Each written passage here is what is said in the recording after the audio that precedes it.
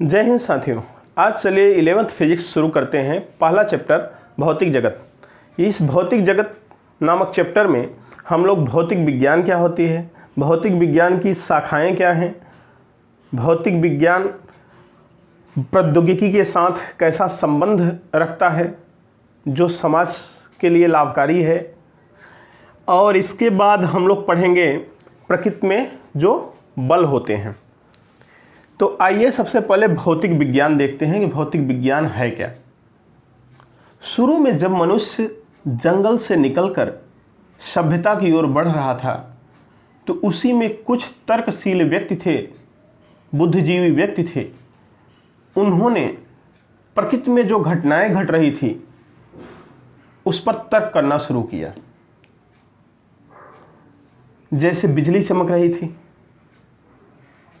इस पर तर्क करना शुरू करेंगे। गर्मी लग रही है, ठंडी लग रही है, दिन हो रहा है, रात हो रहा है, ये तमाम घटनाएं पर तर्क करना शुरू कर दिए। इन्हें ऑब्जर्व करना शुरू कर दिए, इनको देखना, ढंग से परीक्षण करना इनका शुरू कर दिए। सेब नीचे ही गिर रहा है, ऊपर क्यों नहीं जा रहा है? सोच कर देखिए, ये प्राकृतिक घटना थी, नीचे ही आना था। कोई चीज़ हम ऊपर फेंक रहे हैं तो नीचे ही क्यों आ रहा है? इन सब बातों पर तर्क शुरू हो गया। अब ठीक इन्हीं प्रकृति में पाए जाने वाली घटना, प्रकृति और उस प्रकृति में जो परिघटनाएं घट रही हैं उन पर तर्क करते करते हम लोग निष्कर्ष तक पहुंच जाते थे कि ऐसा हो रहा है तो ऐसा होगा। कुछ न कुछ निष्कर्ष तक पहुंचते थे। तो जो फिजिक्स हुई वह प्रकृति और प्रकृति में जो घटनाएं हो रही हैं उन्हीं का अध्ययन होता था। यह ब्रांच क्या होती थी? यह विज्ञान की एक ब्रांच है। विज्ञान क्या है? विज्ञान किसी भी ज्ञान का क्रमबद्ध, सुव्यवस्थित, सुसंगठित अध्ययन है। जो भी नॉलेज आपको मिले उसको सुव्यवस्थित, सुसंगठित, क्रमबद्ध कर दीजिए, वो क्या होता है? विज्ञान होता है। तो उस विज्ञान की ही एक ब्रांच है फिजिक्स। इसी तरह से अन्य ब्रांच भी हैं। तो फिजिक्स क्या है? फिजिक्स विज्ञान की वह शाखा है जिसमें प्रकृति और प्राकृतिक परिघटनाओं का अध्ययन किया जाता है। ये शुरू में शुरू हुआ था। आपको बताया ना कि शुरू में लोग जब आए, सभ्यता की ओर बढ़ रहे थे, बुद्धिजीवी तर्क करना शुरू किए, तो जो हमारे चारों तरफ घटनाएं घट रही थी उन्हीं पर तर्क होना शुरू हुआ। अर्थात प्रकृति और उसकी घटनाओं पर अध्ययन शुरू किए जो फिजिक्स के अंतर्गत रखा गया। ठीक है। तो बाद में आइंस्टीन भी आएंगे, प्लांक भी आएंगे, अच्छे वैज्ञानिक आएंगे। फिर वो देखेंगे कि मैटर को एनर्जी में ट्रांसफर कर रहे हैं, द्रव्य ऊर्जा में बदल जा रहा है, तो मॉडर्न फिजिक्स का जन्म हो जाएगा। इस शुरू का फिजिक्स जो हम बता रहे हैं इसका नाम होगा क्लासिकल फिजिक्स। चिर सम्मत भौतिकी, चिर माने पुराना, जो पुराना फिजिक्स है। पुराना फिजिक्स क्या होता है? प्रकृति और प्राकृतिक घटनाओं से शुरू होता है। ठीक। बाद का फिजिक्स, जब मॉडर्न फिजिक्स आएगा तो वहां पर बताएंगे आइंस्टीन फोटो इलेक्ट्रिक इफेक्ट, प्रकाश वैद्युत प्रभाव, और फिर एक दुनिया अलग हो जाएगी। 1905 में इस प्रकाश वैद्युत प्रभाव की व्याख्या करने के लिए आइंस्टीन को नोबेल पुरस्कार दिया गया। फिर सापेक्षिकता का सिद्धांत, E = mc², सभी मॉडर्न फिजिक्स के हिस्से में आ जाएंगे। तो फिजिक्स के ब्रांच भी इस तरह से आपको समझ में आ गया कि एक क्लासिकल होगा, एक मॉडर्न होगा। तो अभी हम आगे उसको भी बताते हैं। आइए, तो शुरुआत हम प्रकृति और प्राकृतिक घटना से करेंगे और इसका दूसरा परिभाषा भी हम लोग दे देंगे कि द्रव्य और ऊर्जा का भी अध्ययन इसी के अंतर्गत होता है। हालांकि द्रव्य और ऊर्जा मिलकर पूरे ब्रह्मांड का ही निर्माण करेंगे। ठीक। तो आइए, भौतिक विज्ञान क्या है? तो भौतिक विज्ञान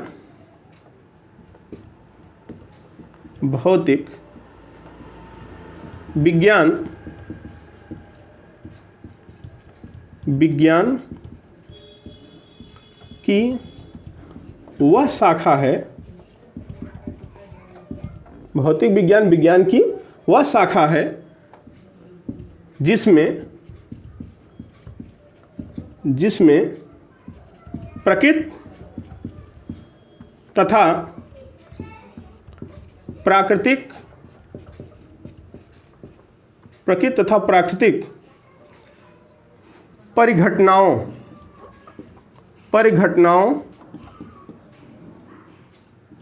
का अध्ययन किया जाता है। समझ रहे हैं? प्रकृति तथा प्राकृतिक परिघटनाओं का अध्ययन किया जाता है। आपके दिमाग में आया कि इसका फादर कौन है? फादर जिसे आप पितामह कहते हैं, फादर है sir Isaac Newton. Sir Isaac Newton, sir Isaac Newton इसके फादर हैं। अच्छा, तो परिघटनाओं का अध्ययन किया जा रहा था शुरू में, जैसा कि मैंने बताया। अथवा एक परिभाषा और भी आप यहां दे सकते हैं, अथवा क्या भौतिकी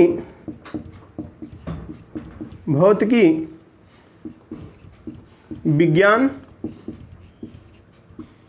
की वह शाखा है जिसमें द्रव्य का मतलब मैटर तथा ऊर्जा मतलब एनर्जी और उनकी अंतःक्रियाओं का, अन्योन्य क्रिया का लो, अंतःक्रिया इंटरेक्शन का अध्ययन किया जाता है। और उनकी अन्योन्य क्रियाओं का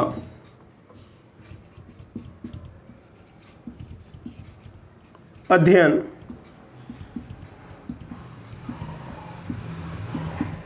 किया जाता है। ठीक। सर ये द्रव्य क्या है? सर द्रव्य बताइए, मैटर क्या है? सर मैटर और एनर्जी मिलकर तो पूरा प्राकृतिक घटनाएं ही हो गई। हाँ, कुल मिलाकर ये भी यही चला आया है।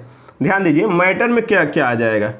तो जितने भी ठोस हैं, सॉलिड हैं, सभी मैटर में आएंगे। जितने भी द्रव हैं सब मैटर में आएंगे, लिक्विड। और जितने भी गैस हैं सब मैटर में ही आ जाएंगे। ठीक है। मैटर के अंतर्गत क्या आता है? ठोस, द्रव, गैस तीनों मैटर के अंतर्गत आते हैं। क्या? ठोस स्थान घेरता है, इसे महसूस कर सकते हैं।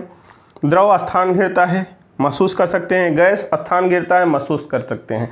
जो भी स्थान घेरता है महसूस कर सकते हैं, जिसे उद मैटर के अंतर्गत आ सकता है, जिसका ज्ञान हमें होता है। ठीक है, तो मैटर के अंतर्गत आते हैं। और रही बात ऊर्जा एनर्जी, तो पूरा यूनिवर्स में ही एनर्जी विद्यमान है। बस इन्हीं द्रव्य और ऊर्जा का अध्ययन करते हैं और इनकी आपस में जो क्रियाएं होती हैं उनका अध्ययन फिजिक्स के अंतर्गत किया जाता है। और आप अगर ध्यान से देखें तो ये टोटल मिलकर क्या बन जाएंगे? ये टोटल मिलकर आपका नेचर, प्रकृति और प्राकृतिक घटनाएं बन जाएंगी पूरा। ठीक है, पूरा नेचुरल इंसिडेंट बन जाएंगे, सब उसी के अंतर्गत आ जाएगा। पूरा यूनिवर्स आ जाएगा, यूनिवर्स। तो फिजिक्स इतना छोटा नहीं है जितना छोटा हम समझ रहे हैं। सब कुछ अध्ययन किया जा रहा है। ठीक है, बाद में और भी हम आगे समझाते हैं आपको। तो फिजिक्स क्या है, आपको फिजिक्स के बारे में जानकारी हो जानी चाहिए कि जिसमें प्रकृति और प्राकृतिक घटना के साथ साथ हम लोग आज द्रव्य ऊर्जा का बखूबी अध्ययन कर रहे हैं। ठीक है, फिजिक्स का लाइफ। अब इसके ब्रांच बट गए। सर ब्रांच की ज़रूरत क्या पड़ी, इसके शाखा क्यों हो गए? तो आइए ये पढ़ते हैं कि इसको बांटा क्यों गया दो भागों में। कितने भागों में बांटा गया? दो भागों में। क्यों बांटा गया? फिजिक्स के दो ब्रांच क्यों बन गए, दो शाखाएं क्यों बनी? आइए इस पर चर्चा करते हैं। तो पहले इसे आप स्क्रीनशॉट लेकर हटाइए, तब हम आगे बढ़ते हैं। देखिए भौतिकी की शाखाएं, branch of physics, branch of physics दो भागों में बांटी गई है। ठीक, कितने भागों में? दो भागों में, अर्थात भौतिकी की दो शाखाएं हैं। नंबर एक जो शाखा है इसकी वो कहलाती है चिर सम्मत भौतिकी। सर इसका मतलब क्या होता है? इसका मतलब ये होता है कि ये चिर मतलब क्या होता है? पुराना, जो पुराने समय से हम भौतिकी पढ़ रहे हैं वो चिर सम्मत भौतिकी है। क्लासिकल फिजिक्स के नाम से जानते हैं इसे। कौन सा नाम दिए हैं? क्लासिकल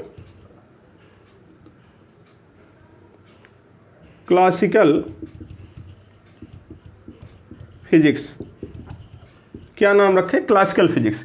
इसी को एक और नाम से आप जानते हैं, या इसी को आप जानते हैं क्या?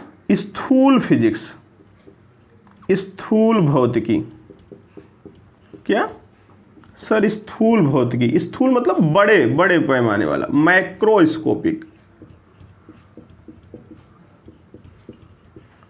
कहीं मान लो रहे तो घबराने वाली बात नहीं, दो भागों में हम बांट देते हैं। ये इस माइक्रोस्कोपिक है और दूसरा जो पार्ट फिजिक्स का है, दूसरा भाग जो होता है ये मॉडर्न फिजिक्स होता है, मतलब आधुनिक भौतिकी, आधुनिक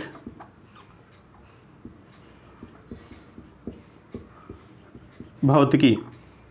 ठीक है, इसी को आप कहते हो मॉडर्न फिजिक्स। मॉडर्न फिजिक्स, इसको हम लोग किस नाम से और जानते हैं? इसको कह सकते हो सूक्ष्म भौतिकी, सूक्ष्म भौतिकी के नाम से भी जानते हैं, और कह सकते हो माइक्रोस्कोपिक फिजिक्स।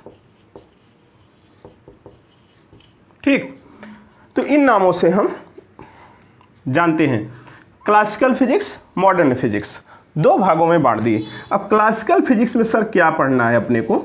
तो क्लासिकल फिजिक्स में सबसे पहली बात, शुरू में हम लोग क्या पढ़े होंगे? शुरू में जब मानव आया होगा तो दौड़ धूप रहा था, चल फिर रहा था, मोशन गति कर रहा था, दूरी देख रहा था, विस्थापन देख रहा था, समय देख रहा था, वेग त्वरण देख रहा था। शुरुआत तो यहीं से हुआ है। तो गति और विराम से शुरू हुआ, तो सबसे पहले गति और विराम पढ़ते हैं। ठीक, जिसे आप किस यूनिट में रखते हैं? जिसे आप कहते हैं यांत्रिकी। यांत्रिकी पढ़ते हैं, मैकेनिक्स कहते हैं इसे। क्या कहते हैं भाई मेरे? मैकेनिक्स। चिर सम्मत, पुरानी सबसे प्राचीन बातें हैं, मैकेनिक्स आई। फिर सर धीरे धीरे और विकास हुआ होगा, तो गर्मी ठंडी का भी एहसास हुआ होगा, तो ऊष्मागतिकी पढ़ रहा होगा, ऊष्मागतिकी। ठीक है, ऊष्मागतिकी, थर्मोडायनेमिक्स, और विकास हुआ होगा। भाई यांत्रिकी पढ़ लिया, यांत्रिकी में क्या पढ़ेगा? गति विराम, विस्थापन, त्वरण, ये सब पढ़ लेगा। ऊष्मागतिकी में गर्मी ठंडी, ठीक है, ऊष्मा इधर से उधर, ताप का यहाँ पढ़ता था। और इसके बाद क्या आएगा? प्रकाशिकी भी इसी में आ जाएगा। हाँ, वैद्युत चुंबक भी आ जाएगा, वैद्युत चुंबक वहां भी आएगा, यहां भी आएगा। तो वैद्युत चुंबकत्व कह दो इसे, इलेक्ट्रो मैग्नेटिज्म भी कह सकते हो। ठीक, इसके बाद हम लोग प्रकाशिकी भी यही का है, प्रकाशिकी भी, ऑप्टिक्स जिसे आप कहते हो, ये भी आपका क्लासिकल फिजिक्स ही है। फिर क्या होता है? दोलन तथा तरंगे जो पढ़ते हो, तरंगे मतलब ध्वनि भी, यही सब किस में है? इस ये क्लासिकल फिजिक्स में है। देख रहे हो? यांत्रिकी ये कहाँ पढ़ते हो सर? ये तो सर हम 11th में पढ़ते हैं। 11th में आपको इसे पढ़ना है। ऊष्मागतिकी कहाँ पढ़ना है सर? इसे भी 11th में पढ़ना है महोदय। इसे भी 11th में पढ़ना है। वैद्युत चुंबकत्व कहाँ पढ़ना है सर? इसे तो 12th में पढ़ना होगा। हाँ, इसे 12th में पढ़ना है आपको। सर ऑप्टिक्स भी आपको 12th में पढ़ना है। ये सब आपको 11th में पढ़ना है। समझ रहे हैं? ये सभी कहाँ आप पढ़ेंगे? क्लासिकल फिजिक्स में। सर इसमें भी कुछ है? अरे इसमें इसका जन्म क्यों हुआ पहले तो ये समझो। यही शुरुआत थी, यही हम लोग जानते थे। प्रकृति में जो घटना घट रही थी, सुन रहे थे आवाज़, इधर उधर की इको साउंड गूंज रहा है, पहाड़ी में जाके चिल्ला रहा है कोई, उस तरफ से भी कुछ देर बाद आवाज़ सुनाई दे रही है, तो कन्फ्यूजन हो रहा है उधर भूत तो नहीं है, अरे इको प्रतिध्वनि तो ये सब घटनाएं खूब घट रही हैं, मौज मस्ती में आ रहा है। मैग्नेट, लोग वैज्ञानिक जा रहे हैं पहाड़ी पे, पत्थर के टुकड़े मिल रहे हैं जो आपस में चिपक रहे हैं, प्रकृति में घटनाएं हो रही हैं, उन्हें देख रहे हैं, करी ये कैसा पत्थर है। वैद्युत चुंबकत्व का आविष्कार हो रहा है, कोई पतंग उड़ा रहा है फ्रैंकलिन, झटका लग रहा है हाथ में, बिजली चमकी, झटका लगा, वैद्युत का जन्म हो गया। तो प्रकृति की घटनाएं हो रही हैं और प्रकृति की घटनाओं से ये तुम्हारा फिजिक्स, क्लासिकल फिजिक्स जुड़ रहा था। अच्छा सर, मॉडर्न फिजिक्स क्या हुआ? तो फिजिक्स यहां तक आया था, ऐसा लग रहा था फिजिक्स में अब कुछ नहीं खोज करने का बचा है, सब कुछ तो हो गया, सब कुछ तो जान लिया दुनिया, मतलब फिजिक्स में एकदम मस्त हो गया, सब फिजिक्स में जानकारी हो गई। गुरुत्वाकर्षण, ग्रेविटेशनल भी इसी में सब आएगा, सब गुरुत्वाकर्षण भी इसी में आएगा, मैकेनिक्स में गुरुत्वाकर्षण भी पढ़ लेंगे, सब इसमें पढ़ तो लिए मास्टर, गुरुत्वाकर्षण भी पढ़ लिए, अच्छा लगा। सेब नीचे जा रहा है क्यों? कोई चीज़ फेंक रहे हैं नीचे वहीं आ रहा है क्यों? पुरानी बातें हैं, सब जान रहे हैं, अच्छा है। इसकी ज़रूरत क्यों पड़ रही है? इसका जन्म कैसे हो रहा है? मज़ेदार बात सुनो। अब एक वैज्ञानिक है जिसका नाम है आइंस्टीन, ठीक, अल्बर्ट आइंस्टीन। इज़राइल में यहूदी रहते हैं। यहूदी कहाँ रहते हैं? इज़राइल में। इज़राइल का नहीं था वो, मतलब था वो भी यहूदी। कहाँ रहता था? जर्मनी में। जर्मनी की पैदाइश है अल्बर्ट आइंस्टीन की, लेकिन चला आया था अमेरिका में। मतलब जर्मनी का था अल्बर्ट आइंस्टीन, रहने आ गया अमेरिका में। बहुत विद्वान होते हैं यहूदी लोग। अब आइंस्टीन से बुद्धिजीवी, गजब का बुद्धिजीवी था, मंद बुद्धि बालक था। कहा जाता है कि शुरू में मंद बुद्धि बालक था और बाद में इतना बड़ा विद्वान हुआ कि मत पूछिए। जब वह उभर रहा था उस समय जो प्लांक थे, प्लांक का एक नाम था वैज्ञानिक के क्षेत्र में, प्लांक का जलवा था। प्लांक E बराबर एच न्यू दिए थे, याद होगा, E बराबर एच न्यू, ऊर्जा का समीकरण। प्लांक सोच रहे थे कि यार फिजिक्स में तो कहानी खत्म हो गई क्या, अब कुछ खोजने के लिए रहा नहीं क्या। उसी समय ये अल्बर्ट आइंस्टीन एक मैगजीन में प्रकाश वैद्युत प्रभाव की सफल एकदम व्याख्या ढंग से कर देते हैं, प्रकाश वैद्युत प्रभाव की। आपको पता होगा कि कभी रामानुजम पर मूवी बनी है, अपने यहाँ देखे होंगे कि विदेशों में क्या होता है, इनका जो लेख लिख देते थे, किसी सिद्धांत को लिख देते थे, मूवी देखेंगे तो उसमें पता चलेगा। तो वो वहाँ जाके जब छपता था तब खोज होती थी, अरे कौन है इतना बड़ा विद्वान। तो पहले ऐसे ही होता था, इतना तो आविष्कार हुआ नहीं था, how are you, I am fine, email कर दो, हैं, तो लेख के माध्यम से होता था। तो मैगजीन में प्रकाश वैद्युत प्रभाव की घटना का व्याख्या की। किस घटना का? प्रकाश वैद्युत प्रभाव, जिसको क्या कहा जाता है मेरे भाई? Photo electric effect. इसकी जबरदस्त व्याख्या किया कौन? अल्बर्ट आइंस्टीन ने। अल्बर्ट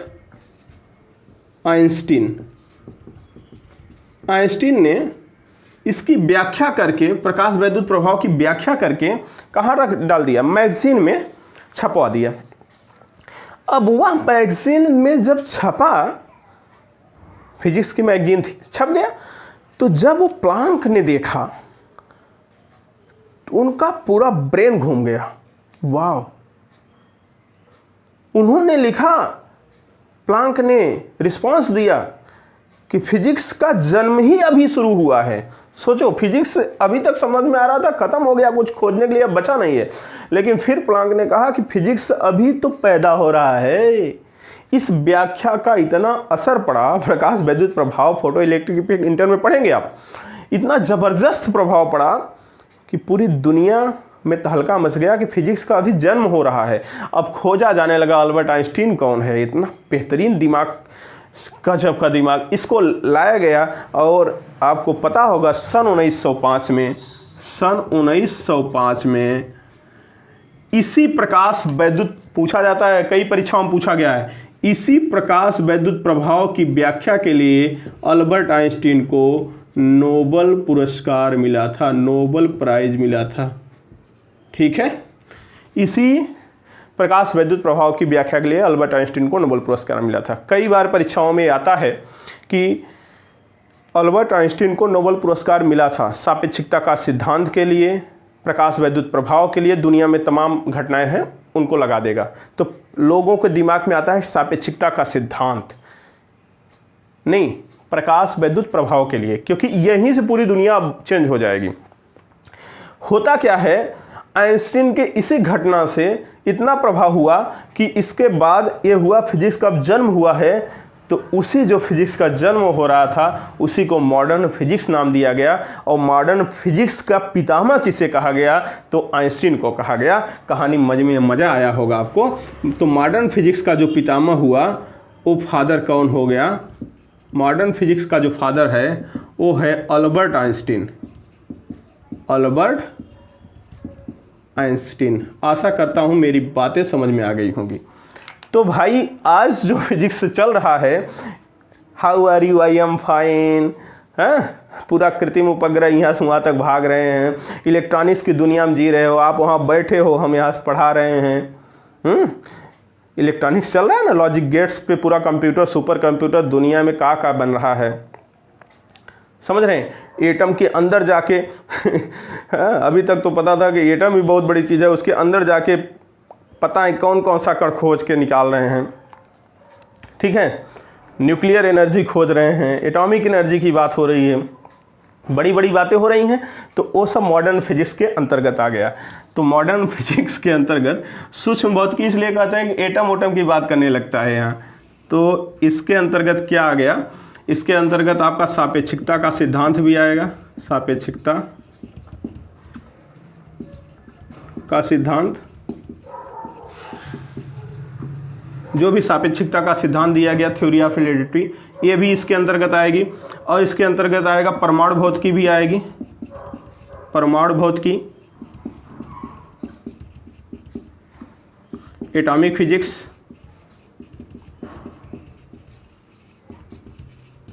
इसके अंतर्गत आएगा नाभिकीय भौतिकी, इंटर में पढ़ोगे नाभिकीय भौतिकी, नाभिकीय भौतिकी मतलब न्यूक्लियर फिजिक्स। ये एक एक ब्रांच पर आप पीएचडी करिए, कोई दिक्कत नहीं, न्यूक्लियर फिजिक्स पर पूरा कहानी खत्म हो जाएगी। एक एक अपने आप में एक एक ब्रांच महान है। न्यूक्लियर फिजिक्स, आप सोचिए फिजिक्स में कितना स्कोप है पढ़ने के लिए। पर एटॉमिक फिजिक्स पे पता लगा एमएससी करके से एटॉमिक फिजिक्स है, ला भैया है। तो नाभिकीय बहुत किया है। इसके बाद क्या, क्वांटम फिजिक्स भी है, क्वांटम फिजिक्स, क्वांटम भौतिकी, क्वांटम भौतिकी है, ठीक, क्वांटम फिजिक्स है। तो ये सभी फिजिक्स हैं। इलेक्ट्रॉनिक्स जो आप पढ़ रहे हो, इलेक्ट्रॉनिक्स, दुनिया आज इलेक्ट्रॉनिक्स पर ही तो चल रही है। सब गेट, सुपर कंप्यूटर, दुनिया भर के जो कंप्यूटर बन रहे हैं इलेक्ट्रॉनिक्स की ही देन है ना। लॉजिक गेट्स, ये सब मॉडर्न फिजिक्स में आ रहे हैं। तो मॉडर्न फिजिक्स का भी दायरा बहुत बड़ा है। और इसके पितामह कौन है, अल्बर्ट आइंस्टीन। क्यों इसके, कब इसका नाम पड़ा, कैसे पड़ रहा है, सन 1905 में इनको नोबेल पुरस्कार मिला था, ये भी देख लिए। भौतिकी की शाखा, एक क्लासिकल फिजिक्स का मतलब भी समझ में आ गया होगा, मॉडर्न फिजिक्स का मतलब भी समझ में आ गया होगा। क्लासिकल मतलब ये पुरानी फिजिक्स है, मॉडर्न मतलब ये आज की फिजिक्स है जो आज चल रहा है, ठीक है। तो ये परंपरागत फिजिक्स है जो पहले होती थी, अब आधुनिक फिजिक्स ये चल रही है, ठीक। तो इस तरह से फिजिक्स की शाखाएं हैं, हमने बांट दिया। तो आप इसका भी स्क्रीनशॉट बना लीजिए, फिर आगे चलते हैं। प्रकृति में जो मूल बल हैं, फंडामेंटल फोर्स हैं, वो कितने हैं? 4 हैं। आपसे ऐसे ही ऑब्जेक्टिव पूछ लेगा, कहेगा फिजिक्स को कितने ब्रांच में बांटा गया है? 2। प्रकृति में कितने बल हैं? 4। सबसे ताकतवर बल कौन सा है? सबसे कमजोर बल कौन सा है? यही क्वेश्चन है। मॉडर्न फिजिक्स के पितामह कौन है? फादर कौन है? ये छोटे छोटे क्वेश्चन हैं। किस घटना के कारण आइंस्टीन को नोबेल पुरस्कार मिला था? प्रकाश वैद्युत प्रभाव के लिए। कब मिला था? छोटी मोटी बातें हैं, यही सब इस चैप्टर की मेन बात है जो मैं आपको बता रहा हूं। चलिए, ये जो है प्रकृति में मूल बल क्या है? सबसे पहला बल हम देख रहे हैं सर, गुरुत्वाकर्षण बल। लो मेरे भाई, गुरुत्वाकर्षण बल, ग्रेविटेशनल फोर्स। ये सर फोर्स कैसा फोर्स है? ग्रेविटेशनल फोर्स कैसा फोर्स होता है? यह फोर्स द्रव्यमानों के बीच कार्य करता है, मास के बीच। न्यूटन ने बताया था, न्यूटन ने बताया कि ब्रह्मांड में किन्हीं 2 पिंडों के बीच लगने वाला आकर्षण बल गुरुत्वाकर्षण बल होता है। कहा कि जितने भी ब्रह्मांड में पिंड हैं, बॉडी हैं, सबके बीच एक आकर्षण बल लगेगा। जैसे मेरे और आपके बीच लग रहा है। सर इतना दूर है तब वो लग रहा है लगेगा, क्योंकि ये दीर्घ परास पे लागू होता है, बहुत दूर तक। देखो पृथ्वी यहाँ है, सूर्य कहाँ है? पृथ्वी और सूर्य के बीच लग रहा है, हमारे और सूर्य के बीच लग रहा है, चंद्रमा और हमारे बीच लग रहा है, ठीक है। सबके बीच, एक तारा उससे दूसरे तारे के बीच लग रहा है, जबकि आपको पता है तारे से दूरी प्रकाश वर्ष पारसेक में होता है, बहुत दूर तक दीर्घ परासी होता है। तो गुरुत्वाकर्षण बल क्या होता है? दीर्घ परासी होता है, बहुत दूर तक ये काम करता है। लेकिन किसके बीच लगता है? मास के कारण। किसके कारण लगता है? मास के कारण। सर बीच में कुछ आ जाए तब, जैसे एक पिंड ए है, एक पिंड ए है, एक पिंड ए है सर, मान लीजिए बीच में हम पानी भर दिए तब मास्टर, इस तरफ पानी है, इस तरफ एक पिंड दूसरा पिंड, तब उतना ही बल लगेगा। हाँ, माध्यम पर निर्भर नहीं करता, ये माध्यम पे कोई मतलब नहीं होता, माध्यम पर निर्भर नहीं करता। गुरुत्वाकर्षण बल पर माध्यम का कोई फर्क नहीं पड़ता। तो एक पिंड ए है, 11 में पढ़ेंगे आप, एक पिंड ए है, इसका मास कुछ है, इसका मास m1 है, इसका मास m2 है, इसके बीच की सेंटर से नापते हैं दूरी, इसके बीच की दूरी r है, तो इनके बीच एक आकर्षण बल लगेगा। आकर्षण बल मतलब m1 वाला m2 को खींचेगा अपनी तरफ, टक दे, खींच रहा है, और m2 वाला m1 को खींचेगा अपनी तरफ, टक। समझ रहे हैं? दोनों एक दूसरे को खींच रहे हैं, आकर्षण बल लगता है। और यही आकर्षण बल, जो आकर्षण बल लगता है, आकर्षण बल। सर प्रतिकर्षण नहीं हो सकता? नहीं, प्रतिकर्षण कभी नहीं हो सकता, प्रतिकर्षण कभी नहीं हो सकता। आकर्षण बल लगता है, यही आकर्षण बल गुरुत्वाकर्षण बल कहलाता है, जिसे आप Fg से डिनोट करते हो। यह गुरुत्वाकर्षण बल बराबर होता है, न्यूटन ने बताया था, G m1 m2 अपान r²। मतलब उसने क्या बताया भाई? उसने बताया कि ब्रह्मांड में किन्हीं 2 पिंडों के बीच लगने वाला आकर्षण बल उन दोनों पिंडों के द्रव्यमानों के गुणनफल के अनुक्रमानुपाती तथा उनके बीच की दूरी के वर्ग के व्युत्क्रमानुपाती होता है। तब जब इसे खोलते थे तो कांस्टेंट आया, कैपिटल G, और ये कैपिटल G कांस्टेंट का क्या मतलब है? यूनिवर्सल कांस्टेंट है, सार्वत्रिक गुरुत्वाकर्षण कांस्टेंट, यूनिवर्सल ग्रेविटेशनल कांस्टेंट, जिसका मान होता है 6.67 × 10⁻⁻11 न्यूटन मीटर स्क्वायर प्रति किग्रा स्क्वायर। ये सब डिटेल में हम लोग पढ़ेंगे गुरुत्वाकर्षण वाले चैप्टर में। इस चैप्टर में डिटेल नहीं, केवल रूपरेखा समझना है कि क्या होता है। डिटेल हम अलग चैप्टर है सबका पढ़ेंगे, वहां टेंशन नहीं, फिकर नाट। ये माध्यम पे डिपेंड करता है? नहीं सर, यह बल माध्यम पर निर्भर नहीं करता। ठीक, माध्यम पे निर्भर नहीं करेगा। पक्का? पक्का सर। अच्छा, ये छोटी दूरी में लगेगा कि बड़ी दूरी में बताए तो? यहाँ से तारे के बीच लगेगा तो बहुत परास। इसका रेंज कहाँ तक है? कहते नहीं कहाँ तक रेंज है आपका, तो रेंज कहाँ तक है इसका? तो दीर्घ रेंज है, लॉन्ग रेंज होता है, दीर्घ परासी बोलेंगे। हिंदी में रेंज को परास बोलते हैं और दीर्घ माने बड़ा। तो लॉन्ग रेंज बोल सकते हो या दीर्घ परास। दीर्घ परासी है, बहुत दूर तक लगता है, दीर्घ परासी, या इसे लॉन्ग रेंज बोल सकते हो। लॉन्ग रेंज है इसका, ठीक है, बहुत दूर तक लगता है। अच्छा सर, एक और बात जान लो, प्रकृति में 4 तरह के बल पाए जाएंगे। प्रकृति में 4 तरह के बल पाए जाते हैं, जो चारों हम बताने जा रहे हैं। सबसे कमजोर यही है। अब सोच लो, एक कमजोर है तब पृथ्वी सूर्य के चारों ओर चक्कर लगा रही है। सोच लो, तब पृथ्वी पर हम टिके हुए हैं, बाकी जितने भी हैं इससे सब मजबूत हैं। क्या बात है सर, सबसे कमजोर यही है। सबसे कमजोर बल है, कमजोर बल है। प्रकृति में पाए जाने वाले चारों बलों में सबसे कमजोर यही है। तो ये सदैव आकर्षण बल होता है, यह द्रव्यमानों के बीच लगता है, इसके माध्यम पर निर्भर नहीं करता, दीर्घपरासी होता है और सबसे कमजोर बल है। कौन? गुरुत्वाकर्षण बल। बाकी इसके चैप्टर में पढ़ेंगे, सब डिटेल में प्रूफ भी करेंगे, चिंता ना करो, बस थोड़ा थोड़ा जानकारी रखो। अभी यहाँ थोड़ा थोड़ा केवल जानकारी रखना है। दूसरे प्रकार का बल है वैद्युत चुंबकीय बल। ठीक है, वैद्युत चुंबकीय बल में वैद्युत बल भी आ जाएगा, चुंबकीय बल भी आ जाएगा। आपने पढ़ा होगा, आवेश के कारण लगते हैं ये सब। चुंबक जब पढ़ेंगे तो वहां भी पढ़ेंगे, यह बराबर IBL sin थीटा, यह बराबर QVB sin theta, Lawrence force, यह बराबर QVB sin theta. High school में थोड़ा सा पढ़े होंगे चुंबक, ठीक है। हाँ, और वैद्युत बल नहीं पढ़े होंगे, वैद्युत बल यहाँ पढ़ेंगे, इंटर फाइनल में पढ़ेंगे, लेकिन 11th में नहीं। यह बराबर K Q1 Q2 बटे R², या 1/4 pi epsilon not Q1 Q2 upon R² होता है, कूलाम का फोर्स होता है। तो ये वैद्युत बल क्या होता है? ये आवेश के बीच लगता है। 2 आवेश हैं, 2 चार्ज हैं, एक Q1 है, एक Q2 है, ठीक है। इनके बीच फोर्स लगता है, इनके बीच फोर्स लगता है।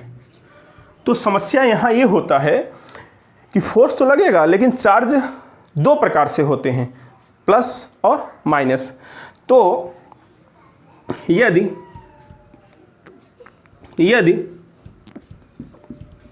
प्लस और प्लस चार्ज है, प्लस चार्ज है, तो इनके बीच जो फोर्स लगेगा वो प्रतिकर्षण का लगेगा। सजातीय चार्जों में प्रतिकर्षण लगता है। इसको धक्का देगा भाग, इसको धक्का देगा हट। सजातीय माइनस और माइनस चार्जों में प्रतिकर्षण का बल लगेगा। ये कौन सा बल हो रहे हैं? ये सभी क्या है? प्रतिकर्षण बल है। प्रतिकर्षण माने दूर हटाना, रिपल्सन अंग्रेजी में कहते हैं। प्रतिकर्षण बल, रिपल्सन फोर्स, ठीक, दूर भगा रहा है, रिपल्सन फोर्स दूर भगा रहा है। लेकिन प्लस और माइनस के बीच जब लगता है तो ये अट्रैक्शन फोर्स लगता है, ठीक है। ये आकर्षण बल होता है। ये कौन सा बल होता है सर? ये आकर्षण बल होता है।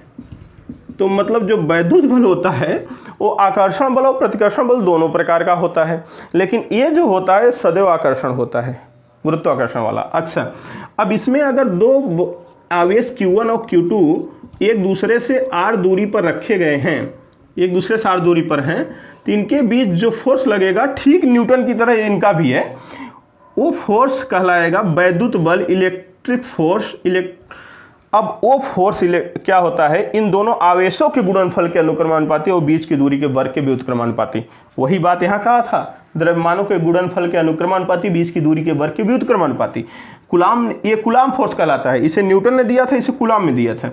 और कूलाम एक वैज्ञानिक है, ठीक है, उसी के नाम पे आवेश का मात्रक कूलाम रखा जाता है।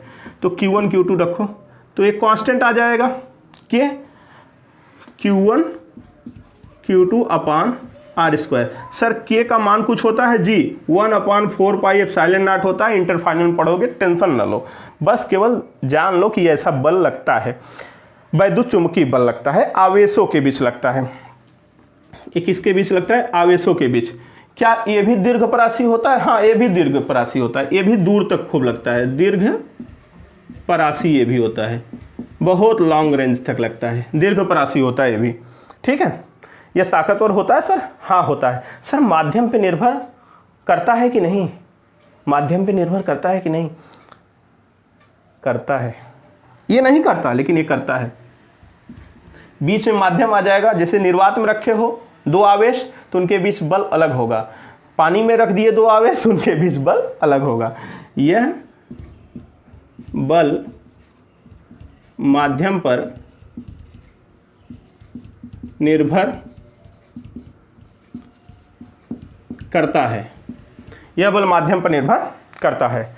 ठीक है, याद नहीं करना है, ये मत सोचो कि सर इसे याद करना है, कुछ याद नहीं करना है। माहौल केवल पहला चैप्टर है ना, केवल हाल चाल देखते रहो, सुनते रहो, आनंद नोट्स बना लेना, अच्छा लगेगा।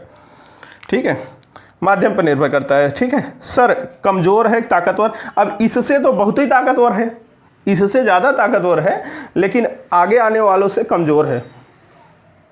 ठीक है, देखते हैं आगे एक बहुत डेंजरस बल आने वाला है, बहुत ताकतवर है। ठीक, आगे आने वाला बल बहुत ताकतवर है। एक बल जो आगे आ रहा है उससे जो सबसे ताकतवर है उससे कमजोर है, मतलब प्रकृति में पाए जाने वाले चारों बलों में दूसरे नंबर का ताकतवर बल है। ठीक है, दूसरे नंबर का ताकतवर बल है। अभी हम सबका ताकत लिख देंगे क्रम से कि कौन सबसे ताकतवर है, कौन सबसे कमजोर है, और इसका क्रम कहाँ है, चिंता न करिए। तीसरा है सर, तीसरा का है बताइए ना? प्रबल नाभिकीय बल। प्रबल नाभिकीय बल। प्रबल नाभिकीय बल सर ई कहाँ लगता है? ये नाभिक के अंदर लगता है। नाभिक जानते हैं, फर्मी आकार का, फर्मी साइज, एटम, एटम के अंदर नाभिक, जहाँ प्रोटॉन और न्यूट्रॉन बंधे होते हैं।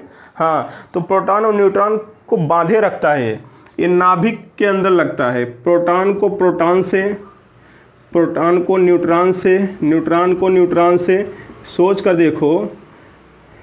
ठीक, इस सब बांधे किसी नाभिक में प्रोटॉन की संख्या भी बहुत होती है, न्यूट्रॉन की संख्या भी है। जितने इलेक्ट्रॉन उतने प्रोटॉन तो पाए जाते हैं ना, तो प्रोटॉन तो नाभिक में ही रहते हैं, तो प्रोटॉन तो प्लस प्लस है, तो प्लस को प्लस तो हटाता है ना, समान आवेश के बीच क्या होता है, कहाँ गया, प्रतिकर्षण होता है। तो नाभिक में कैसे एक साथ है, क्योंकि वहाँ वैद्युत बल नहीं लगता नाभिक के अंदर। नाभिक के अंदर आवेश के कारण बल, वैद्युत बल नहीं लगता, वहाँ एक जबरदस्त बल लगता है जिसका नाम है प्रबल नाभिकीय बल, न्यूक्लियर फोर्स। और इस न्यूक्लियर फोर्स के कारण पूरे प्रोटॉन को, न्यूट्रॉन प्रोटॉन को, सबको बांध के रखता है। नाभिक के अंदर जितने भी कण हैं सबको बांध के रखता है।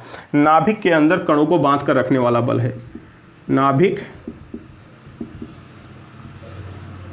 के अंदर कणों को बांध कर रखने वाला बल है। बहुत ताकतवर होता है, सबसे ताकतवर होता है, सबसे ताकतवर होता है, सबसे अधिक शक्तिशाली होता है।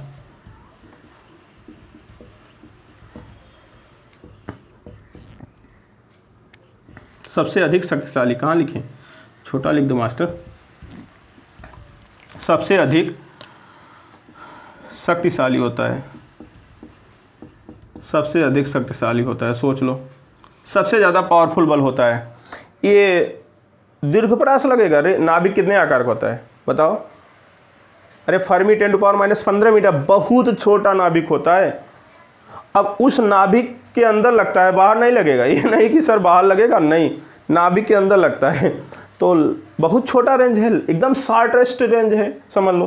तो लघु परासी होता है, लघु रेंज होता है, लघु परासी, परासी माने दूरी, इसका लघु रेंज, एकदम शॉर्टेस्ट, शॉर्ट रेंज होता है, शॉर्ट रेंज, एकदम शॉर्ट, मत पूछो कितना शॉर्ट, एकदम शॉर्ट रेंज होता है, इसका बहुत छोटा होता है, ठीक है, बहुत छोटे स्थान पे कार्य करता है, डिस्टेंस बहुत छोटा होता है। तो प्रबल नाभिकीय बल सबसे अधिक शक्तिशाली होता है। बताएं इसकी तुलना में, तो ये के आगे 39 जीरो लगा दो, सोच लो, इतना खतरनाक होता है, मत पूछो। ये कहाँ गए ये भाई साहब, ये 38 39 जीरो तो ये होता है 39 जीरो, इससे 39 जीरो है और इसका 100 गुना अधिक ताकतवर ही होता है। मतलब इससे एक के आगे 39 जीरो लगा दो, उतना गुना ही अधिक ताकतवर होता है, और इससे सैकड़ों गुना ही अधिक ताकतवर होता है। मतलब यह बहुत ताकतवर है, हाँ ये भी बहुत ताकतवर है, लेकिन इससे 100 गुना अधिक ताकतवर ही है, और इससे एक के आगे 39 जीरो लगाओ, इतना गुना ताकतवर ही है। तो सोच सकते हो कितना ताकतवर वो है। सर एक और बताने वाले हैं, हाँ एक और बताने वाले हैं। अब जगह तो यहाँ नहीं है, ऊपर लिख देते हैं, ठीक है। कहाँ लिखें सर, ऊपर लिख देते हैं। चल भाई चल, तू ऊपर चल ना, तेरा भी कुछ कल्याण ही हो जाएगा। हाँ सर ऊपर लिख दो, यही लिख दो, क्या दिक्कत है। ये ऐसे यहाँ लिख देता हूँ, क्या दिक्कत है। हाँ सर ठीक है। 4th नंबर क्या है, दुर्बल नाभिकीय बल। कौन सा बल, दुर्बल नाभिकीय बल। सर ई कौन बल होता है, दुर्बल नाभिकीय बल। नाभिक के अंदर 2 प्रकार के बल काम करते हैं, एक बहुत ताकतवर है, प्रबल नाभिकीय बल है, जिसके कारण प्रोटॉन बंधे पड़े हैं, प्रोटॉन न्यूट्रॉन के साथ बंधे पड़े हैं। लेकिन नाभिक में से कभी आपने सुना होगा कि रेडियो एक्टिव किरणें बाहर आती रहती हैं, बीटा क्षय होने लगता है, नाभिक में से बीटा क्षय होता है, रेडियो एक्टिव किरणें बाहर आती हैं। तो अगर बल तगड़ा होगा, पकड़ के रखे ही होगा, तो सोचो बाहर कैसे आने देगा, आने देगा बाहर नहीं। इसका मतलब कमज़ोर बल है तभी तो बाहर आ गई, थोड़ा ताकत कम पड़ेगा तभी तो बाहर कोई छटक के निकल लेगा। हाँ, तो प्रबल नाभिकीय बल में सब प्रोटॉन न्यूट्रॉन को बांध के रखता है, लेकिन जो रेडियो एक्टिव किरणें, विकिरण जो रेडियो एक्टिव विकिरण होती हैं और नाभिक के बीच जो फोर्स लगता है वो प्रबल नहीं होता, दुर्बल होता है। तो किसके किसके बीच से लगता है, नाभिक और, जगह कम है आप सुन लीजिए, नाभिक और रेडियो एक्टिव विकिरण के बीच लगता है। जैसे बीटा क्षय हो रहा है तो वहाँ ये लगता है, ठीक है, बीटा क्षय होता है ना, बीटा किरणें निकलती हैं, बीटा क्षय होता है, तो वहाँ पर ये काम करता है। ये बहुत दुर्बल होता है, ये भी लघु परासी होता है। सर ये भी लघु परासी, हाँ लघु परासी तो ये भी है, नाभिक और रेडियो एक्टिव विकिरण के बीच लगता है। ये इसकी तुलना में और इसकी तुलना में बहुत कमज़ोर है, इन दोनों की तुलना में ये बहुत कमज़ोर है, लेकिन इनकी तुलना में तब भी ये बहुत तगड़ा है। गुरुत्वाकर्षण से तो बहुत गुना स्ट्रांग है, भले वो दुर्बल है लेकिन गुरुत्वाकर्षण से स्ट्रांग है। तो आपको मन में आया कि सर सभी बलों का क्रम बता दीजिए कि सबसे ताकतवर कौन है, सबसे दुर्बल कौन है। तो ऐसा है, अब आप एक बार स्क्रीनशॉट इसका ले लीजिए, फिर हम अगले पेज पर बताते हैं कि सबसे ताकतवर सबसे कमजोर कौन सा है। ले लीजिए, देखिए प्रकृति में मूल बल जो हैं उनका सब क्रम क्या है, सबसे ताकतवर कौन है, शक्तिशाली कौन है, शक्तिशाली, शक्तिशाली से क्या जा रहे हैं, कमजोर, कमजोर, शक्तिशाली से कमजोर की ओर। सबसे शक्तिशाली कौन है, तो प्रबल नाभिकीय बल। ये सबसे न्यूक्लियर फोर्स, जो स्ट्रांग न्यूक्लियर फोर्स है वो सबसे स्ट्रांग होता है, ठीक है, नाम ही स्ट्रांग है सर। फिर वैद्युत चुंबकीय बल होता है, जो प्रकृति में 4 बल पाए गए, वैद्युत चुंबकीय बल।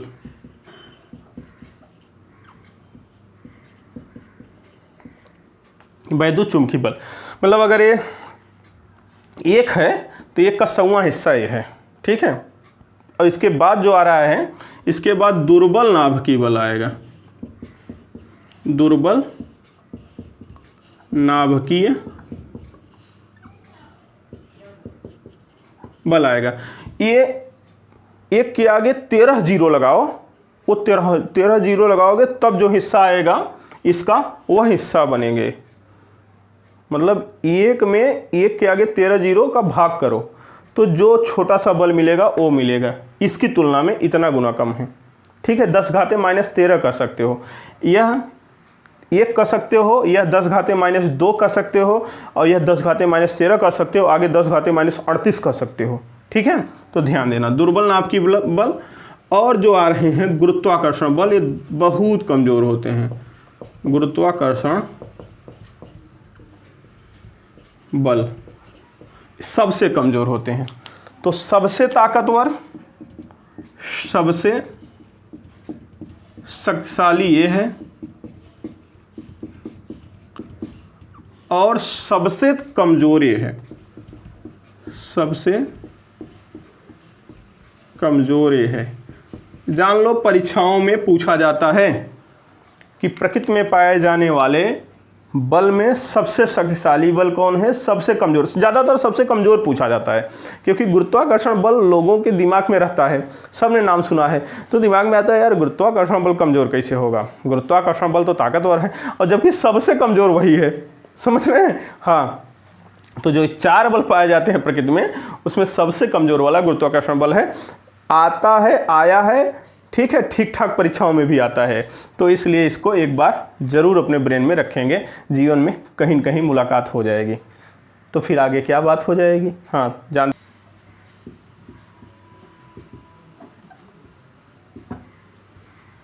देखिए, भौतिकी का प्रौद्योगिकी था समाज के साथ क्या संबंध है।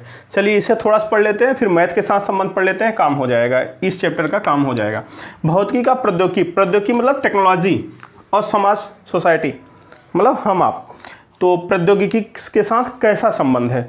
आपको पता होगा कि भौतिकी जो है,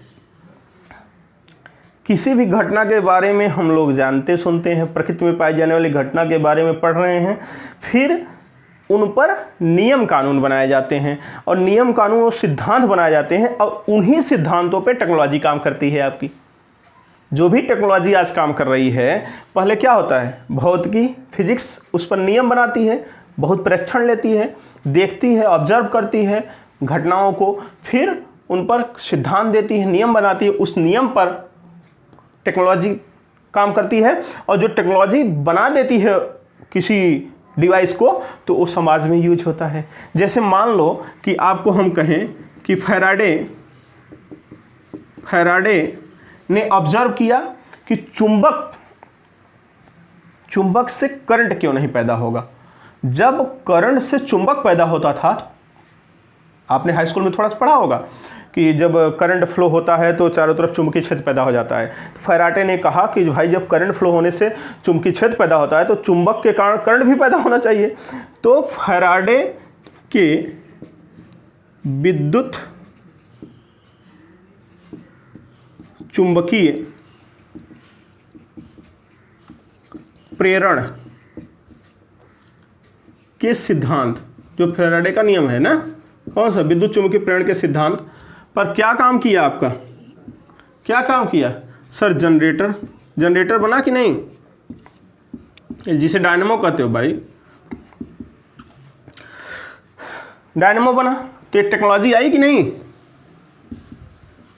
बन गया ना या डिवाइस। और इसका यूज कौन कर रहा है सर? ये तो सोसाइटी कर रही है, सोसाइटी कर रही है, समाज में इसका यूज हो रहा है कि नहीं, हो रहा है कि नहीं? समझ रहे हैं बात, समझ रहे हैं? तो फिजिक्स के सिद्धांत, फिजिक्स ने क्या दिया सिद्धांत, सिद्धांत से टेक्नोलॉजी ने क्या किया, डिवाइस बनाया, डिवाइस से क्या हुआ, वो समाज में यूज हुआ। तो कहीं ना कहीं वही मैं समझाना चाहता हूँ, फिजिक्स प्रौद्योगिकी और समाज के लिए लाभकारी है। समझ रहे हैं? जैसे आपने पढ़ा क्या, एक पढ़ा होगा बर्नौली का प्रमेय, बर्नौली का प्रमेय, बर्नौली का प्रमेय कभी पढ़े। फिर क्या बना, हवाई जहाज कंसेप्ट पे बना, इस सिद्धांत पर, बर्नौली थ्योरम, जो बर्नौली का सिद्धांत है, बर्नौली का सिद्धांत प्रमेय क्या, मैथ पढ़ रहे हो सर, बर्नौली का सिद्धांत सिद्धांत, ठीक है। हवाई जहाज़ बन रहे हैं, ठीक है। और इस पर क्या, इस सोसाइटी के लिए लाभदायक है कि नहीं? हाँ सर, एकदम बढ़िया लाभदायक है, सोसाइटी के लिए लाभदायक है। इसी तरह से आप देखते हैं तमाम घटनाएं, देखो जैसे एयर कंडीशन का ऊष्मागतिकी के नियम पर, ऊष्मागतिकी के सिद्धांत पर, ये क्या है, सिद्धांत है, फिजिक्स है। ऊष्मागतिकी का सिद्धांत क्या बना, एयर कंडीशनर, रेफ्रिजरेटर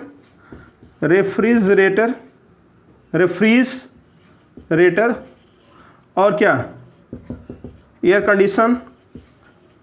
कंडीशनिंग होता है, जो एसी लगाते हो, ठीक है, उस समाज के लिए यूजफुल है कि नहीं, सोसाइटी के लिए?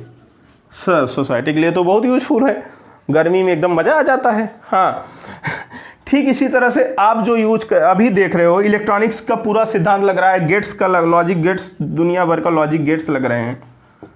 लॉजिक गेट्स और इलेक्ट्रॉनिक्स का यूज करके, इलेक्ट्रॉनिक्स और जो भी कंडक्टर, सेमीकंडक्टर जो फिजिक्स में पढ़ा गया, उसी का यूज करके आज कंप्यूटर, सुपर कंप्यूटर और प्रकाश विद्युत प्रभाव जैसी घटनाओं से प्रेरित होकर तमाम चीज़ें बनाई गई हैं, सोलर पैनल जैसे तमाम चीज़ें जो सोसाइटी के लिए यूजफुल हैं।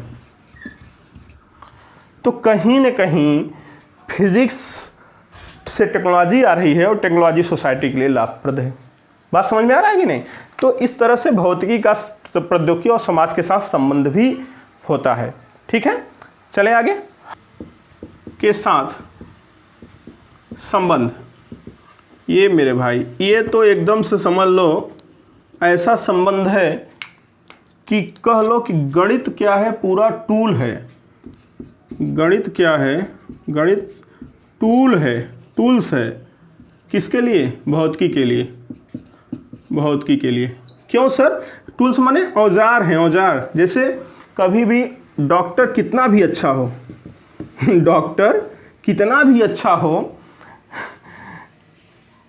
लेकिन चाकू से ऑपरेशन नहीं ना कर देगा, सुई जो घर में तुम्हारे उससे टाँका लगा देगा, फावड़ा से चीर देगा, उसके लिए उस टूल्स चाहिए ना, हथियार चाहिए ना, थिएटर चाहिए ना। डॉक्टर के घर में खुद कोई पेशेंट है तो घर गया डॉक्टर, तो क्या घर पर ही ऑपरेशन करके चीर फाड़ करने लगेगा? उसके लिए कहेगा ना चलो भाई हॉस्पिटल ले चलते हैं, उसके लिए हमें टूल्स चाहिए, वो चाहिए, मास्क वगैरह, ऑक्सीजन चाहिए, बेड चाहिए, तब ना ब्लड चाहिए चढ़ाने के लिए, ड्रिप। तो घर में से बस बाल्टी से चढ़ा दोगे पानी? तो ठीक उसी तरह से फिजिक्स के लिए गणित क्या है, टूल्स है। बिना गणित के फिजिक्स कैसे हम पढ़ पाएंगे? तो जो लोग बायो के हैं ये ध्यान दें कि गणित थोड़ा बहुत जानना है, ज़्यादा नहीं, ये नहीं कि तुम्हें मैथमेटिक्स पढ़ना है, थोड़ा बहुत, जितना कि इसमें यूज होता है। सर थोड़ा बहुत में क्या आता है? जैसे अलजबरा है, अलजबरा मतलब सर बीजगणित, बीजगणित थोड़ा सा बीजगणित मतलब सर कम से कम द्विपद प्रमेय, द्विपद प्रमेय, थोड़ी जानकारी रखो, बहुत यूज होता है। और जो a प्लस बी का whole square, a plus b का whole square, a minus b का whole square, a plus b का होल क्यूब, ये सब जो बातें आती हैं, ये छोटी छोटी बातें नहीं आती, छोटी छोटी बातें आती हैं ना, इन्हीं सब का जानकारी, इस तरह के जो घटना है, तो द्विघात समीकरण, हाँ खूब यूज होता है, द्विघात समीकरण, ये सभी ज़रूरत पड़ती है। ट्रिग्नोमेट्री, ट्रिग्नोमेट्री थोड़ा सा भाई, ट्रिग्नोमेट्री भी पढ़ना है, त्रिकोणमिति, हाई स्कूल में थोड़ा बहुत पढ़े ही होंगे, त्रिकोणमिति,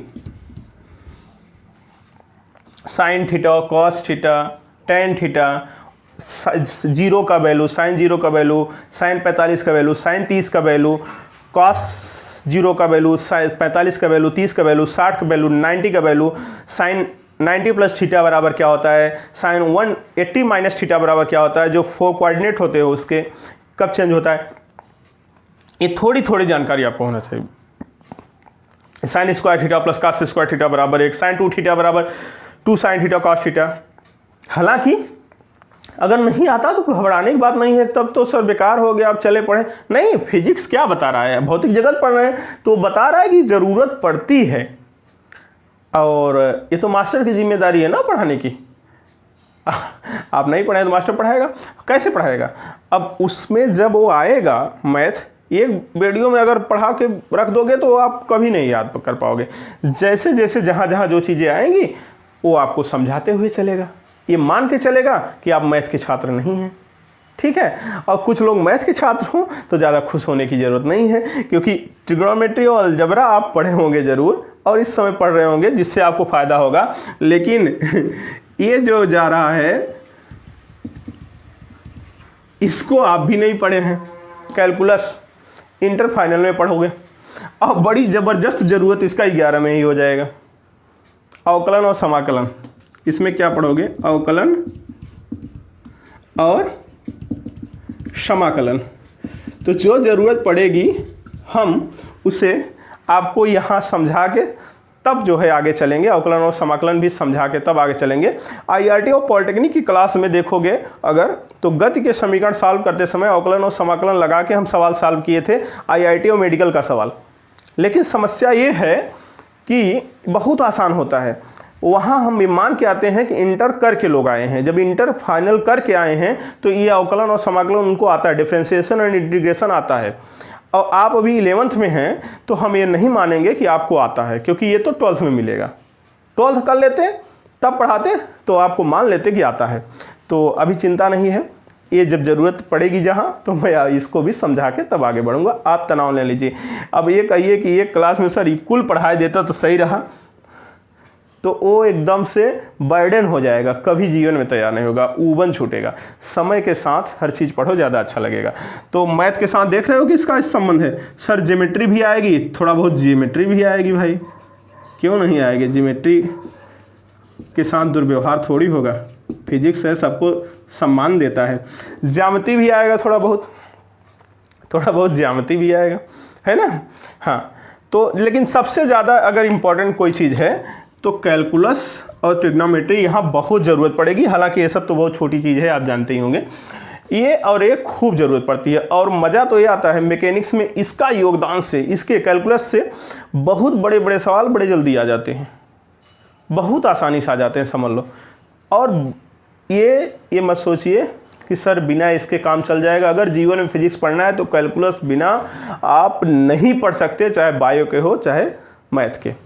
कैलकुलस आएगा तभी फिजिक्स अच्छे से समझ में आएगी, क्योंकि जितनी भी आगे जाओगे जीवन में कैलकुलस फिजिक्स में आना ही आना है, अवकलन समाकलन आना ही आना है। तो और बहुत आसान है, टेंशन नहीं, बहुत आसान है।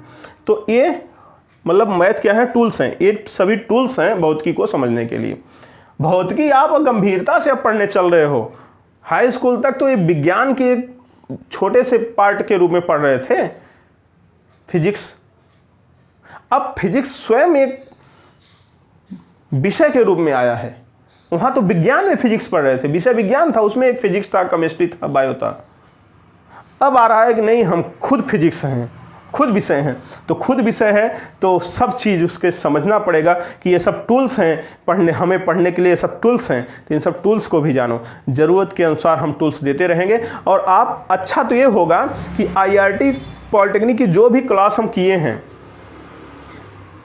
वो भी आप पढ़ लीजिए, तो उससे फ़ायदा होता रहेगा। टूल्स काफ़ी वहाँ भी सिखाए गए हैं, न्यूमेरिकल 60 तरीके से करने का आइडिया सब वहाँ देते हैं। यहाँ तो हम पढ़ाएंगे, वहाँ भी आप पढ़ते रहिए, आपके पास समय है तो जितनी भी चीज़ें वहाँ भी बताए होंगे, जादू सिखाते हैं वहाँ हम आईआरटी की क्लास में, तो वीडियो प्लेलिस्ट में पढ़ा है, तो वहाँ भी आप पढ़ते रहिए। तो कोई प्रॉब्लम तो करेगा नहीं कि प्रॉब्लम कर देगा। तो वहाँ भी क्रम से ही पढ़ाते हैं, शुरू से ही पढ़ाते हैं, ऐसा नहीं है। बस इतना सोच के पढ़ाते हैं कि इंटर फाइनल करके बच्चा आया है, बस ये सोच से पढ़ाते हैं। फिर आपको इस सोच से पढ़ाएंगे कि आप केवल हाई स्कूल करके आए हैं, एकदम जीरो से पढ़ाएंगे, चिंता नहीं करिएगा। कोई दिक्कत, भौतिकी का गणित के साथ संबंध हो गया। इस तरह से बातें समझ में आ गया, कोई दिक्कत नहीं। और भौतिकी के कुछ नियम हैं, जैसे नियम ऊर्जा संरक्षण का नियम। क्या होता है ऊर्जा संरक्षण का नियम? ऊर्जा न तो उत्पन्न की जा सकती है, न ही नष्ट की जा सकती है, केवल एक रूप से दूसरे रूप में बदली जा सकती है। बचपन से पढ़ते आए होंगे। आवेश संरक्षण का नियम। आवेश न तो नष्ट किया जा सकता है, न तो उत्पन्न किया जा सकता है, केवल एक वस्तु से दूसरे वस्तु में ट्रांसफर किया जा सकता है। संवेग संरक्षण का नियम। यदि बाह्य बल न लगे तो रेखीय संवेग कांस्टेंट होता है, नियत होता है, अर्थात संवेग में परिवर्तन 0 होगा। अगर संवेग कांस्टेंट है तो परिवर्तन नहीं होगा। ठीक है सर, कोणीय संवेग संरक्षण का नियम क्या है? कोणीय संवेग का संरक्षण का नियम कुछ नहीं है, आगे सब पढ़ना है, सब पढ़ना है, तो इसीलिए ज़्यादा व्याख्या करते नहीं, बस ऐसे सुनाइए। बाह्य बल आघूर्ण न कार्य करे तो कोणीय संवेग संरक्षण रहता है। डेल्टा जे से डिनोट करते हैं, कोणीय संवेग परिवर्तन 0 हो जाएगा। जे कोणीय संवेग होता है, डेल्टा लगा देते हैं, परिवर्तन कह लेते हैं। ठीक है, कोई दिक्कत नहीं। द्रव्यमान ऊर्जा समीकरण आइंस्टीन का सुने होंगे, E बराबर mc²। यम क्या है? द्रव्यमान है। सी क्या है? स्पीड ऑफ लाइट है, 3 × 10⁸ मीटर पर सेकेंड होता है। ई क्या है? एनर्जी। E बराबर mc² आइंस्टीन ने दिया था। ठीक है, तो यही कुछ भौतिकी के सुप्रसिद्ध नियम है। तो आज भौतिक जगत हम आपका कंप्लीट कर दिए हैं, जो टॉपिक यहाँ पढ़ने थे। आशा करता हूँ अगर समझे होंगे तो थोड़ा बहुत इसका मतलब भौतिकी का रूपरेखा समझ में आया कि अच्छा भौतिकी यह है, फिजिक्स यह है। फिजिक्स में हम एंट्री कर ली। अगली क्लास से हम लोग मात्रक और मापन लेकर आएंगे और वहीं से मोस्ट इंपॉर्टेंट घटनाएं शुरू हो जाएंगी। ठीक है, बहुत गजब का फिजिक्स। मैकेनिक्स आपका 11th वाला गजब का फिजिक्स है। 12th में विद्युत चुंबक मॉडर्न फिजिक्स आ जाता है। 12th में मॉडर्न फिजिक्स, जब मॉडर्न आ जाता है तो उसमें तो आनंद ही है। और यहाँ तो आनंद ही आनंद, यहाँ आप लापरवाही करते हैं, पढ़ते नहीं मन से, तो कठिन बन जाता है। मन से पढ़िए। अगर ज़िंदगी में आगे कुछ करना है तो जितनी भी यहाँ चाहे क्लासिकल फिजिक्स हो चाहे मॉडर्न फिजिक्स हो, मन से पढ़ेंगे तो आगे फिजिक्स में काम देगा। नहीं आगे पढ़ना है तो कोई बात नहीं, लापरवाही से पढ़िए। लेकिन अगर पढ़ना ही है आगे तो मेहनत से पढ़िए ना। क्यों कमज़ोर बने रहें? मजबूती से चलिए। मजबूती से पहले से मजबूत रहेंगे तो आगे की चीज़ें आसान रहेंगी, कोई दिक्कत नहीं। तो आज के लिए धन्यवाद। मिलते हैं अगली क्लास में मात्रक और मापन के साथ। ठीक, थैंक यू।